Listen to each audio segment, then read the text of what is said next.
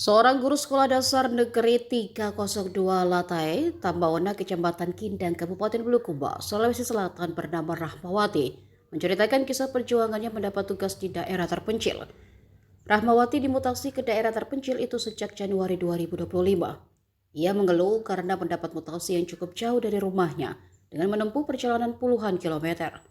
Semula ia mengajar dari SD Negeri 59 Tanete, Jalan Karet, Kecamatan Bulukumpa. Saat di sekolah itu, Rahmawati sebut dirinya memiliki kinerja baik sebagai seorang pendidik. Ia juga terlibat sebagai anggota pemberdayaan dan kesejahteraan keluarga atau PKK di Kecamatan Bulukumpa. Namun setelah dipindahkan ke 302 Latai, Tambawana, Kecamatan Kindang, Rahmawati mengaku kinerjanya mulai menurun. Ia melihat tingkat kedisiplinan di sekolah mengajar juga berbanding terbalik saat ia masih di sekolah sebelumnya. Rahmawati tak mampu lagi tepat waktu di tempat sekolahnya mengajar, sebab jarak dari rumahnya ke sekolah 40 km. Tak hanya itu, Rahmawati juga mengaku tidak punya jam mengajar sebab semua kelas terisi guru. Ia berharap masalah yang dia hadapi kini bisa dibantu oleh anggota DPRD untuk memberi rekomendasi ke Dinas Pendidikan mengubah kebijakan tersebut. Tak hanya dirinya yang mendapat mutasi pada Januari lalu, namun suami Rahmawati bernama Ramlan Hasan juga dimutasi ke daerah perbatasan Bulukumba, Bantaeng. Dari jabatan sebagai penyuluh perikanan di Tanete, Kecamatan Bulukumba, ke kantor Lurah Mario Renu, Kecamatan Gantarang. Mendengar keluhan itu, Wakil Ketua DPRD Bulukumba Syahroni Haris mengatakan bahwa keluhan itu dapat dipertimbangkan oleh Kepala Dinas Pendidikan Andi Buyung Saputra. Jika kelelahan, maka tak maksimal mengajar dan bisa juga berdampak pada psikis guru tersebut, yang tentunya akan berdampak pula pada peserta didik.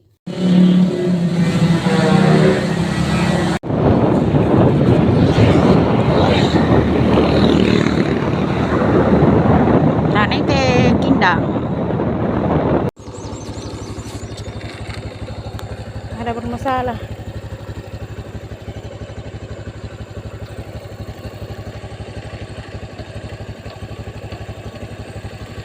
Beginilah jalanan, guys. Jalan alternatif menuju ke sekolah. Jalan alternatif menuju ke sekolah begini. Coba. Setiap ke sekolah begini. Mana capek. Jauh. Aduh.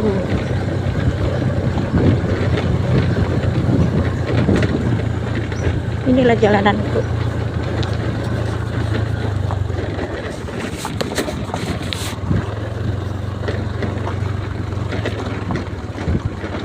Pelan.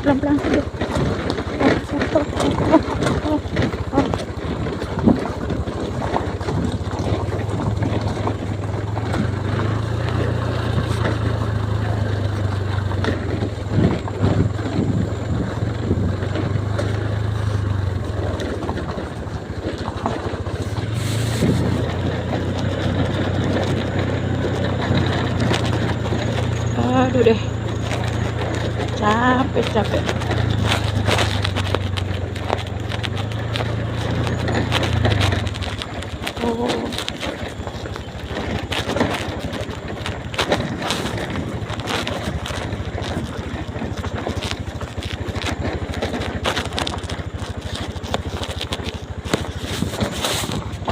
Awas. Aduh. Ke perbatasan Bantaeng. Jadi jam berapa Ibu harus bangun untuk ke Jam sekolah? 4, jam 5.30 sudah tinggalkan rumah.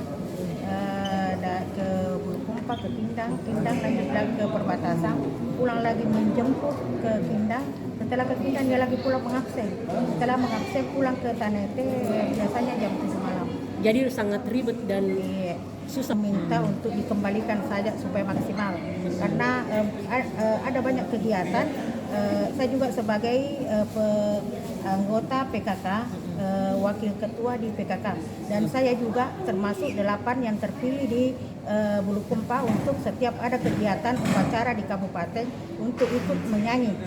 Saya juga sempat dulu terpilih ke Sopeng untuk PGRI, makanya saya meminta PGRI untuk melindungi saya, menempatkan saya ke tempat semula, atau kalau bukan di SD yang kutinggali, setidaknya dekat dari tempat tinggal. 2 kali waktu suami tidak mengantar karena dia juga telat, di situ saya terjatuh. Setelah itu sakit sampai belakang, saya sempat dirongseng dan sering kontrol ke rumah sakit, makanya saya pernah dikasih 3 bulan untuk cuti, sampai sekarang nggak bisa. Jadi tidak ada, jadi intinya tidak efektif juga untuk Ya, memberikan, tidak efektif karena sudah untuk kelelahan. mengajar ya. Ya, Sudah tidak berapa efektif bulan? karena sudah kelelahan, sudah masuk 9 bulan di mutasi. Jadi selama ini kelelahan Bu ya. Iya, kelelahan.